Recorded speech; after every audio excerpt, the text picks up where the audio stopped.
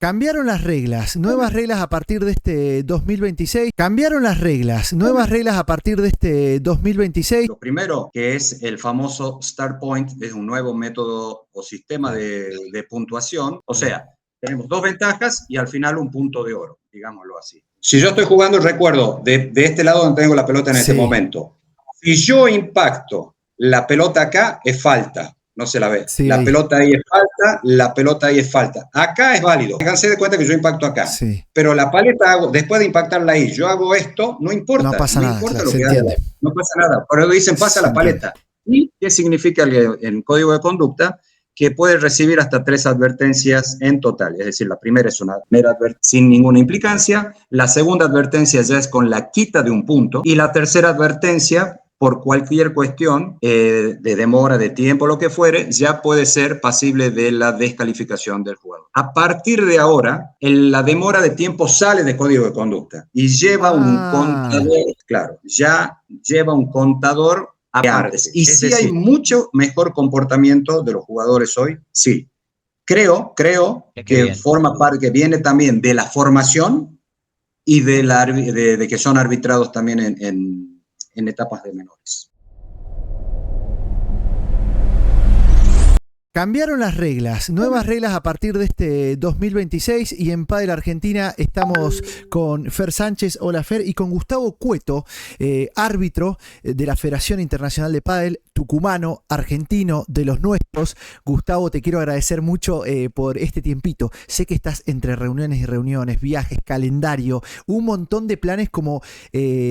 todos nos podemos imaginar que pasa en tu profesión y te tomaste un ratito para nosotros y para sacarnos dudas, sobre todo. ¿Cómo estás, Gustavo? Y preguntarte en líneas generales cómo estuvo esa última reunión hace unos días de la Federación Internacional de Pádel con grandes árbitros del mundo para aclarar un poco el nuevo reglamento.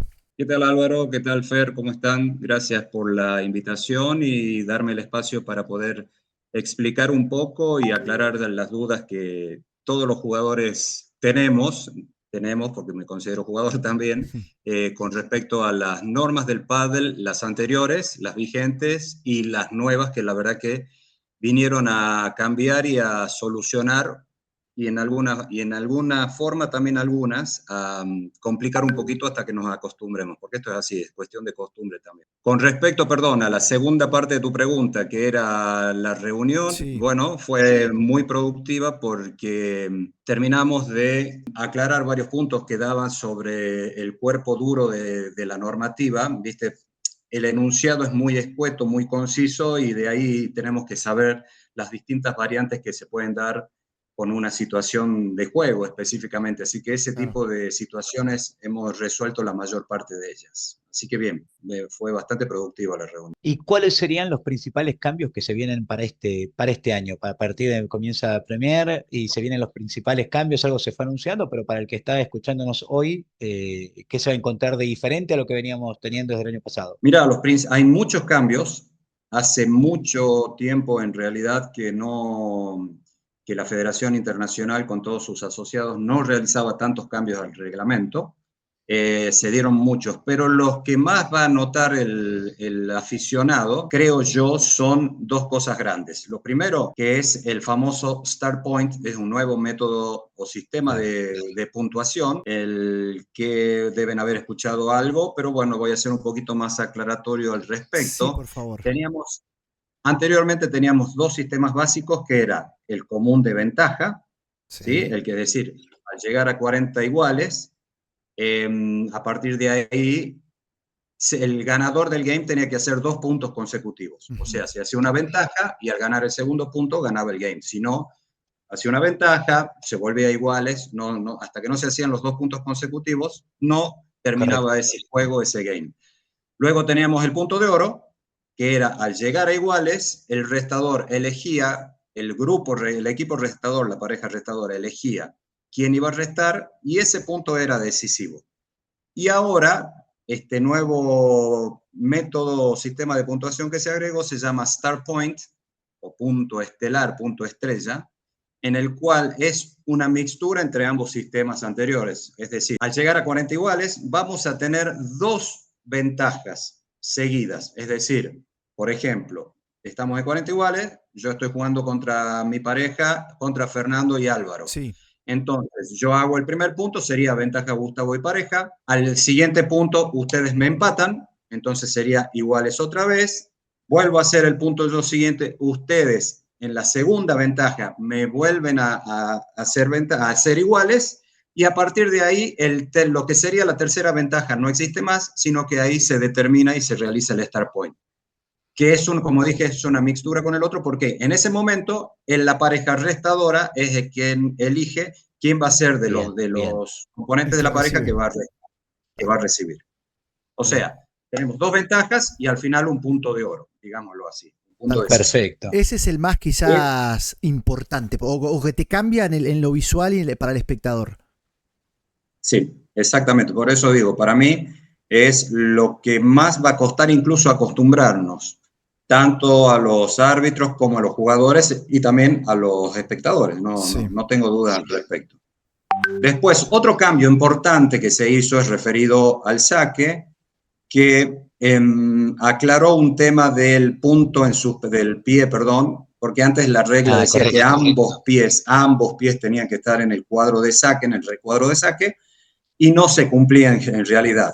Y había sido una licencia que se les había otorgado a los jugadores durante mucho tiempo, entonces no lo podíamos sacar, no podíamos restablecer como era la norma en su origen. Esto básicamente, para no hacerlo tan técnico, es cuando el jugador levanta el pie y está sobre la línea. Eso antes no estaba permitido. Eso era falta, por más que el jugador pensaba que solamente era falta si tocaba el suelo, si pisaba la línea o el campo más allá del cuadro de saque. Bueno, según la reglamentación anterior eso era falta, pero teníamos problemas para poder cobrarlo porque, imagínense, la mayoría de los jugadores había nacido y había aprendido a jugar con la licencia mal otorgada anteriormente. Bueno, la nueva reglamentación libera eso y dice que puede tener un solo pie en contacto con el piso en el recuadro del saque correspondiente. O sea, que el pie en el aire hasta tanto no toque lo que está prohibido es válido. Ese es un punto. Y la otra es el impacto de la pelota. El impacto de la pelota tiene que ser también dentro del recuadro de saque. Quiero decir, ¿cuál es el recuadro de saque? Imagínense, es la línea, es el espacio que yo tengo detrás de la línea de recepción de saque, la que está a los 7 metros, se ubiquen detrás de ese, y la continuación de la línea que divide en dos la cancha, la del medio, háganse la imaginaria hasta el fondo. Cuando uno saca tiene que estar totalmente dentro de ese cuadro. Y la pelota, al impactar, también tiene que estar dentro de ese cuadro. Había jugadores conocidos que la impulsaban y prácticamente impactaban y hacían un golpe, no hacían en diagonal, como dice el reglamento, sino hacían un saqueo un paralelo. Bueno, para evitar eso es que se dio este nuevo cambio en la norma, que es decir, la pelota tiene que ser impactada bajo la línea de la cintura y dentro del cuadro de saque. Eso para mí son... Perdón, termina, si querés. Decía que son los dos cambios más importantes a mi criterio que se han desarrollado en esta nueva actualización del reglamento. Otro que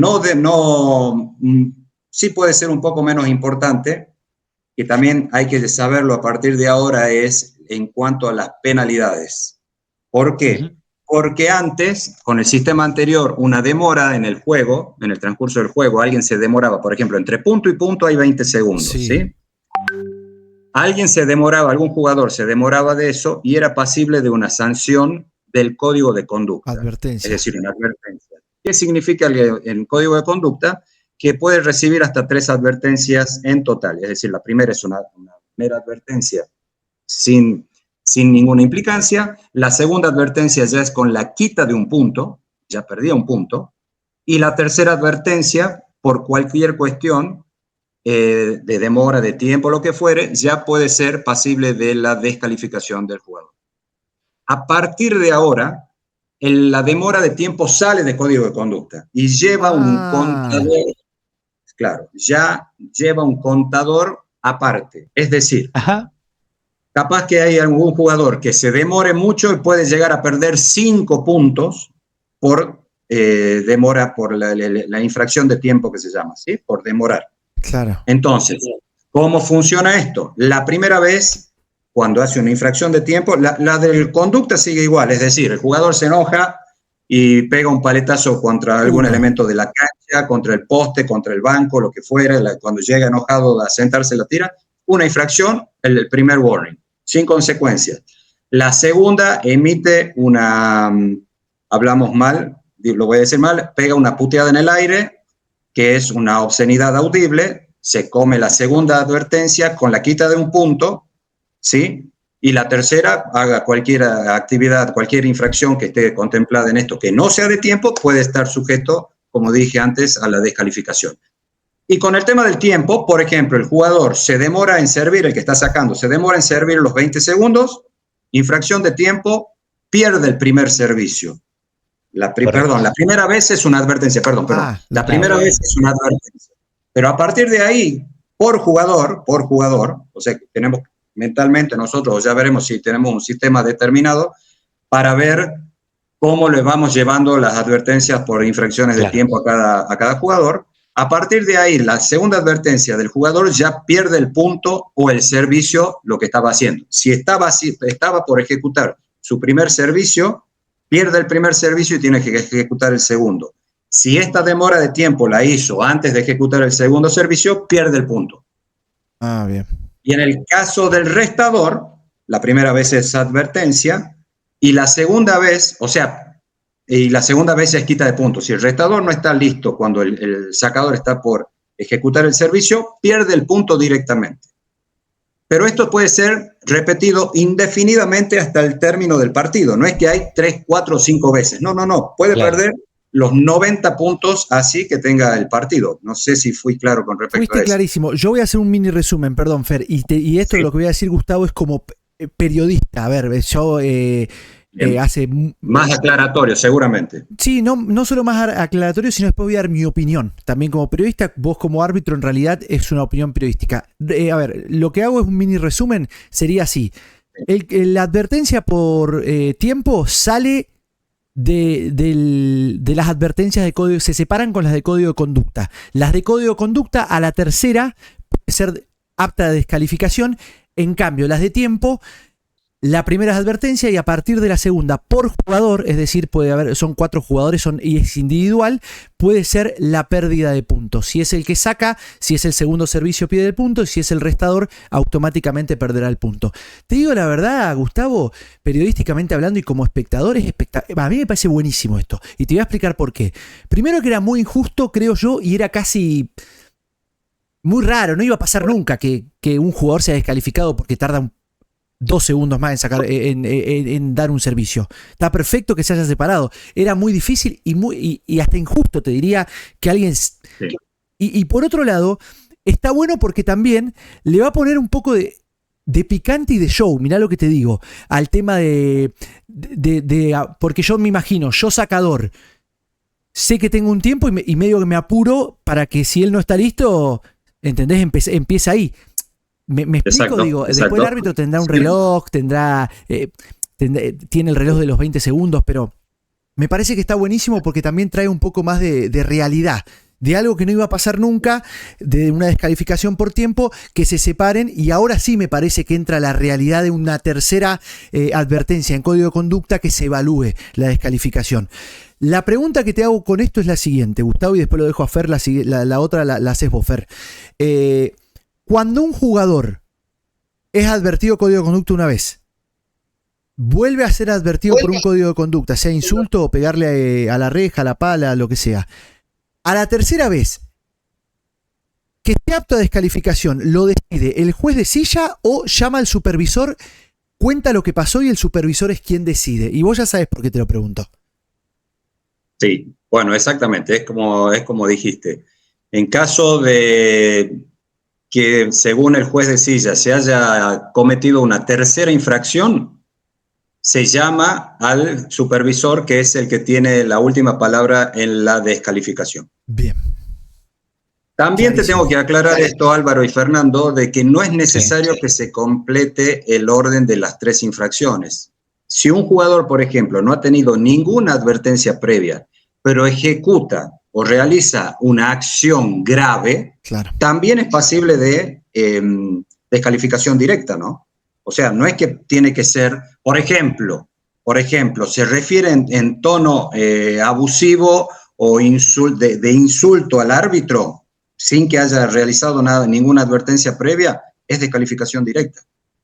O que agrede a un jugador, Claro. también es descalificación directa. No es necesariamente que se tienen que cumplir las dos advertencias previas. No. Son las 3 advertencias previas, o las 2, perdón, tienen que ser de una levedad y mensurables como no graves. Claro, ¿Okay? claro. Algo grave es como la roja directa, hablando así, haciendo una analogía con el fútbol. ¿Sí? Sí, es como en el tenis que ha pasado, un deporte que tiene mucho más años de recorrido y se han pulido muchas cosas ya. No sé, tirarle cuando revolea una raqueta y le pega un ball boys, que se ha visto una descalificación y cosas ya muy graves que la verdad que ameritan el caso. Fer. No, ¿y cuál es un poco el rol del árbitro allí? Porque se dan situaciones, hemos visto todos en televisión o siguiendo algunos partidos, esta cuestión que a veces es mediar entre la situación y el enojo o el mal momento que está llevando el jugador, el público, el espectáculo y demás. ¿Qué evalúan ahí como para decir, bueno, esto se acabó acá? Se puede acabar. ¿Cuál es ese rol? ¿Viste? Se tiene que notar menos el rol de árbitro y permitir que el juego se dé. ¿Cuándo tiene que intervenir realmente? ¿Cómo se maneja esa instancia? Mira, como vos dijiste, para nosotros decimos que el árbitro accionó bien durante el partido cuando no se nombra el árbitro. Correcto. ¿Sí? Para nosotros eso es algo que decimos, bueno, fue un buen trabajo y apuntamos siempre a eso. Con respecto a lo otro, ¿cuál es la función del árbitro? Mira, es muy difícil estar sentado en la silla, es muy difícil tomar decisiones. Por ahí el árbitro no ve ciertas situaciones que todo el mundo ve, ¿sí? Por ahí las asimila o las visualiza de otra forma, no solo que no las ve, sino que quizás las vio, pero de otra forma que el público la vio o la vio otro jugador. Entonces hay que entender la decisión que toma el árbitro.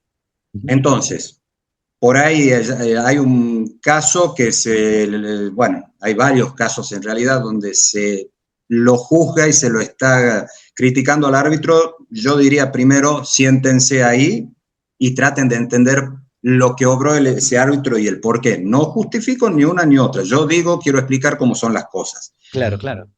Este árbitro seguramente cuando lo llama el supervisor le dice su punto de vista y qué es lo que él vio y qué es lo que escuchó o no escuchó, ¿sí? Así que en base a esa decisión que el árbitro le informa al supervisor y el juez de silla le informa al supervisor, se toma una determinación. Excelente. Bien. ¿Hace cuántos años sos árbitro, Gustavo? Yo hace 12 años. 12 años. ¿Y te acordás alguna de estas situaciones que se ha sido así compleja en este tiempo de trabajo? Que haya dicho, me costó esta decisión en algún partido en particular con algún jugador. La verdad que no. No digo que no la haya tenido, pero no recuerdo. No que recuerdes. No soy de recordar situaciones con jugadores, la verdad es porque quizás sea un método no digo de defensa, sino de superación para evitar, no es que lo anulo, ¿sí? Trato siempre de aprender y decir, bueno, esto no voy a repetir, pero después no me la acuerdo la situación específicamente. Creo no haber tenido una situación así. No tuve nunca la posibilidad concreta, eso sí lo sé, de tener que descalificar a un jugador, jamás. Excelente. O sea, llegué a 2 advertencias, sí, a una pareja sí, muchas veces, pero en general el jugador ya en esa situación sabe de que está pendiendo de un hilo y se comporta mejor que nunca. Por lo menos es mi experiencia.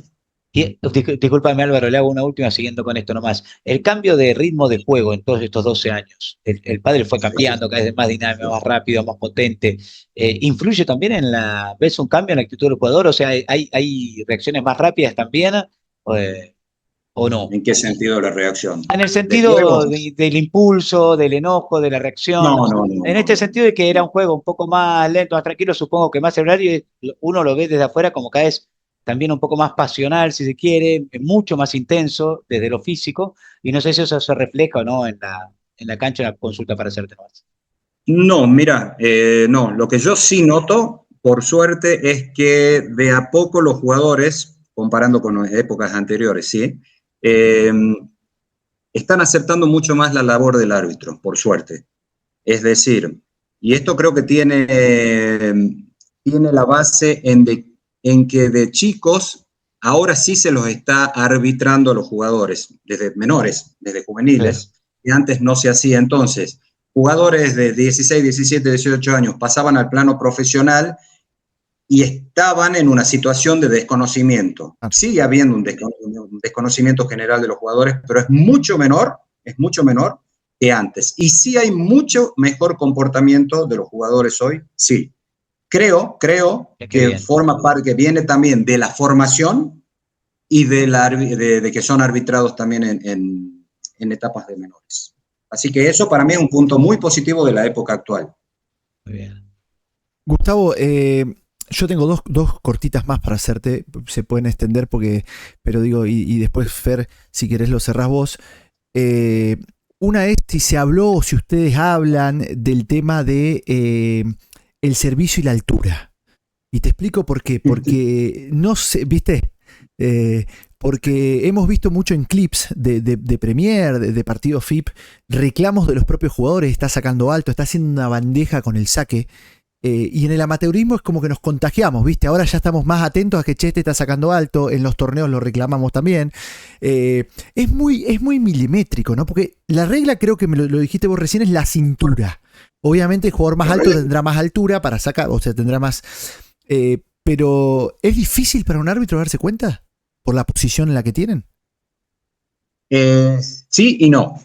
Voy a ir por partes. Sí. Sí. Difícil sí, porque tenemos una perspectiva diferente de ángulo, porque estamos elevados, estamos a 2,5 metros, 3 sobre el nivel del suelo, contándole la altura de la cintura del jugador, ponele, estamos a 2 metros en desnivel de lo que sería la altura de la cintura. Lo ideal para determinar esto es estar a la altura de la cintura del jugador, que está entre 1 metro y 1,20 m. ¿Okay? Eso sería lo ideal. Pero bueno, pero sí tomamos nosotros, primero vamos a lo que dice la regla, que es cintura. El jugador por lo general confunde cintura con cadera. El hombre, el masculino, utiliza el pantalón en la cadera. Por eso mayormente cuando te discuten un saque te dicen, está sacando alto, y vos le preguntas, ¿y cuál es la cintura? Y te señalan la cadera, donde usamos el cinto. Esa no es la cintura. La cintura, para tomar referencia y anatómicamente hablando, es donde terminan las costillas y comienza el hueso de la cadera. De la es decir, ilíaca. donde tenemos la curvatura esa, bueno, sí. Yo no la tengo, ¿no? Pero digamos, los jugadores tienen lo que sería la reducción de cintura famosa. Sí, esa, sí. ¿Okay? De ahí salen los huesos de la cadera y recién la cadera donde usamos los pantalones, el cinturón o el elástico. Por eso hay mucha confusión. Y para tomar referencia, nosotros usamos que la cadera, la altura la da el codo, perdón. Si ustedes bajan y hagan el ejercicio, bajen el codo, extiéndanlo y van a ver, esa es la altura de la cadera. ¿Ves? Bien, perfecto. Entonces, nosotros tomamos la altura del codo del jugador como donde tendría que ser el límite del servicio. Por eso te digo, hay mucha crítica, pero normalmente el jugador no lo sabe a esto. Tal cual. Así que nosotros, volviendo a lo otro, sí tenemos una visión un poco distorsionada por la altura, pero tenemos que manejar esa distorsión, saberla acomodar, ¿sí? Para hacerlo lo más real posible, y vemos la altura de dónde está el codo para tomar la altura real de lo que sería un saque real y permitido. Cuando un jugador pide video rep, por ejemplo, ¿puede reclamar eso? Decir, che, pido video, y ahí interviene la cámara. Sí. El jugador puede pedir video rep por cualquier situación de juego. Bien. ¿Sí? De juego, no de reglamento, eso no, sino una situación de juego. Altura, bote de pelota, toque de red, lo que fuere. Sí, lo puede pedir. Perfecto. Fer, ¿querés una más vos y yo después cierro? Dale, básicamente esto, si hay algunos otros puntos que habitualmente tus amigos, la gente que está con vos, que juega al pádel y demás, desde el pádel amateur, surgen algunas otras inquietudes así sobre el reglamento en la diaria. Sí, hay mucho con respecto al toque de red, en qué momento se termina el punto y eso, sí, bueno, un caso concreto es, bueno, primero, el jugador no puede tocar ningún punto de la red, ni el poste, que es considerado parte de la red, Sí. hay algunos que tocan en la parte baja de la red y te dicen, no, pero esa es la costura, no. Nada de lo que forme parte de la red, ni de los postes puede ser tocado en ningún momento mientras el punto esté en juego. ¿Qué significa el punto esté en juego? Que la pelota haya botado 2 veces, ¿sí? La pelota haya botado 2 veces, ahí se termina el punto, o la pelota haya salido por la línea de fondo. Eso también es bueno aclararlo, me gustaría aclararlo porque por ahí dicen, salió por 4, ¿sí? Pero esa es una forma muy coloquial de decir salió por la pared de fondo. Cuando decimos salió por 4, en realidad cuando se termina el punto es solamente cuando sale por la pared de fondo. Claro. Si ustedes se ubican en una cancha, nosotros tenemos la pared de fondo con los 3 metros de vidrio o pared y 1 metro de malla arriba, ¿ok? Y después cuando nos vamos a los laterales tenemos los 3 metros, pero los 2 últimos metros de la pista solamente tienen una malla arriba que llevan a 4 metros. ¿Se bien. Están ubicando ahí? Sí. Eso no son los 4 metros. Hay gente que cree que también por si sale por esos 4 metros se termina el punto. No. El punto se termina solamente cuando pasa la línea de la pared de fondo. Por los laterales, cualquiera sea la altura que tenga la malla, sea la altura que tenga la malla, se termina cuando da el segundo bote. Perfecto. Eso también genera confusión. Genial, listo. Y cuando viste que te dejan un globito corto que ya sabés que la sacás por 4, por 3, por donde sea, sí. Y te queda muy fácil y estás pegado a la red, tenés que esperar que esté en la línea imaginaria de la red para pegarle, ¿no? Porque a veces uno pasa la paleta y le pega y te la reclaman y decís, pero no. Ahí hay un error conceptual tuyo, Álvaro. A ver. El reglamento habla de que el jugador tiene que dejar que la pelota ingrese a su campo. O sea, no importa lo que vos haces con la paleta. Es decir, supongamos que tenemos, esta es la línea de la red, ¿sí? Digamos así. Yo estoy de este lado de la cancha, yo estoy jugando acá. Yo tengo que dejar, mira, debo tener una pelota acá, mira. Si esta es la red, mira, tengo una pelotita. Sí. Esta es de una final que arbitré yo en Mendoza. Qué era, el recuerdo. La tengo guardadita acá. Si yo estoy jugando, recuerdo, de este lado donde tengo la pelota en este momento, si yo impacto la pelota acá, es falta, no se la ve. La pelota ahí es falta, la pelota ahí es falta. Acá es válido.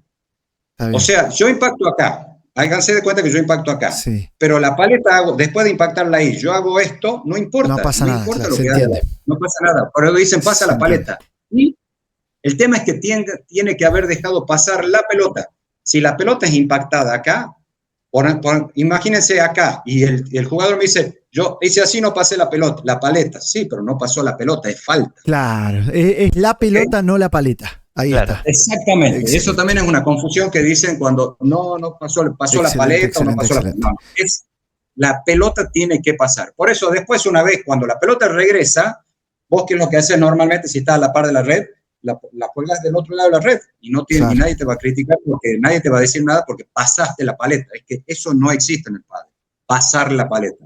No es algo a tener en cuenta. Gustavo, te quiero agradecer. Para cerrar, quiero hacer y es una especie de comentario / pregunta que seguramente no sé si les va a gustar a los dirigentes y demás, pero digo, a ver, vemos, yo considero, vos no me vas a decir sí o no, que los árbitros argentinos están un escalón más arriba que el resto, por una cuestión de historia en el pádel de nuestro país, porque han sido la gran mayoría jugadores. He visto torneos en África, en sitios de Europa, donde uno ve que los árbitros le cuesta o no. ¿Vos creés que, me imagino que la FIP los está capacitando a todos por igual en todo el mundo, No me lo vas a decir, pero yo creo, y cierro con este comentario, que hay que darle más, que los árbitros argentinos tienen que empezar a dirigir un poco más finales o un poco más de torneos en el mundo. Lo digo y se lo dije, y ¿sabés por qué me quedo tranquilo? Porque se lo dije en Premier del año pasado al español que se me fue el nombre, que es el jefe de todos los árbitros de la Federación Internacional de Pádel, defendiendo un poco a los árbitros argentinos y hablando también con muchos jugadores, que te dicen que por ahí tienen sentido común, que han jugado y demás. Más allá de eso, te quiero agradecer, te quiero felicitar, agradecer en nombre de Fer y de Pádel Argentina, porque me parece que fue muy valioso esto con el cambio de reglas, con contar el Star Point y que estés acá dándonos, aunque sea 20 minutos, media hora de nota. Y bueno, nada, espero que tu trayectoria siga siendo como viene y que a los árbitros argentinos los sigan teniendo en cuenta para los Major y para los torneos más importantes del mundo. Bueno, muchísimas gracias por tus palabras. Sí te voy a contestar lo que vos dijiste, la pregunta, y te digo algo. No sé si somos mejores o no, lo que sí tenemos mucho más experiencia juntamente con los españoles. Claro, ¿sí? por historia de pádel. Ten en cuenta que, claro, exactamente, no es cuestión de ser buenos o malos, sino de experiencia. Claro. Y sí, la FIBA está haciendo un gran trabajo de enseñanza y de profesionalización de la actividad, que sí se están viendo los frutos. Yo pensé que iba a llevar más tiempo, pero no, sí se está viendo, por suerte se está viendo los frutos. Sí. Y yo creo que en mediano tiempo el público y el espectador lo va a notar. Sobre todo, sí, tengo que decir, sobre todo esto sí me hago cargo de lo que voy a decir, de que necesitamos ayuda. El árbitro está muy solo en la toma de decisiones ahí arriba en esa silla. Y vendría bien la ayuda tecnológica esta del VAR. Para nosotros es una salvación más que una ayuda, porque que saca toda duda. Es decir, ya el jugador, cuando yo en la silla le cobro algo y por ahí me queda mirando como diciendo y me quedó la duda. Ya con el VAR no queda duda. Perfecto. Entonces, sería muy bueno que en muchos torneos, en Premier ya lo tiene, pero que en varios torneos traten de ver la forma de instalar y de implementar lo que es el VAR. Bueno, Gustavo, muchas gracias por el tiempo entonces. Fer, cerramos la nota, la verdad muy linda y aclaratoria, sobre todo para el público. Gustavo, querido, entonces nos vamos a estar viendo en el P1 de Buenos Aires, donde arrancás tu calendario de trabajo. Primero nos contabas Buenos Aires y Paraguay. Bien, muchísimas gracias a ustedes. Espero, sí, por ahora son los torneos que tengo más cerca y calculo estar ahí. Así que espero verlos a ustedes y a todos los amantes de este deporte, que tenemos la oportunidad de poder verlo en nuestro país. Así que bueno, gracias por la nota y esta oportunidad de aclarar algunas cositas que creo que es para el bien de todos y para que el juego se desarrolle de la mejor forma. Sin duda. Gracias por estar en Pádel Argentina, Gustavo. Un abrazo. Un abrazo a todos.